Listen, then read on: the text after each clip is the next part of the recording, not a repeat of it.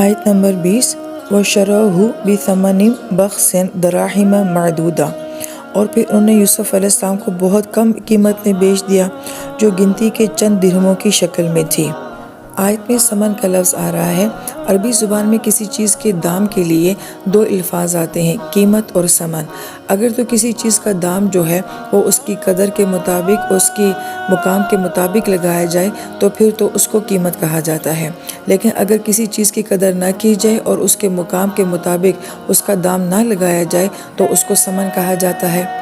لہٰذا ہم اپنی زندگی میں دیکھتے ہیں کہ ہم میں سے بہت سارے لوگ اپنے خاندانی نظام میں بھی یہ گلہ کرتے ہیں کہ میری قدر نہیں کی گئی اور میرے مقام کو نہیں سمجھا گیا، اور ہم معاشرے میں بھی دیکھتے ہیں اور اداروں میں بھی دیکھتے ہیں جو لوگ قابل ہوتے ہیں، ذہین ہوتے ہیں، کہ جن کا معیار واقعی بہت اعلیٰ ہوتا ہے مگر ان کی ویسے قدر نہیں کی جاتی، اور کتنے لوگوں کی زندگی کا یہ بہت بڑا مسئلہ بن جاتا ہے۔ تو جب کبھی زندگی میں یہ حالات آئیں تو ہمیں یہ سمجھ لینا چاہیے کہ یوسف علیہ السلام جیسی ہستی کا بھی ان لوگوں نے کیا دام لگایا تھا۔ لہٰذا بڑی پیاری بات جو کہی جاتی ہے کہ جو کسی کا مقام نہیں جانتا وہ اس کا دام بھی نہیں جانتا۔ یوسف علیہ السلام کا مقام نہیں جانتے تھے، لہٰذا یہ ان کا دام یعنی کہ ان کی قیمت کو بھی نہیں جانتے تھے۔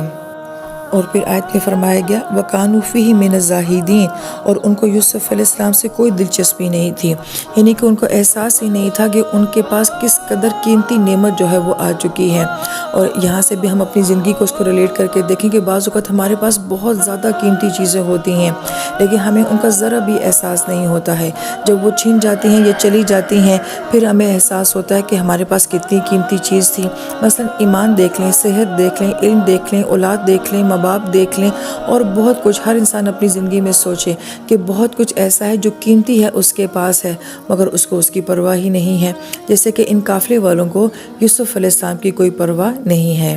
لہٰذا ہم دیکھیں اپنے آس پاس اپنی زندگی میں کہ کیا ہمارے پاس بہت قیمتی ہے لیکن ہم اس کی ابھی قدر نہیں کر پا رہے۔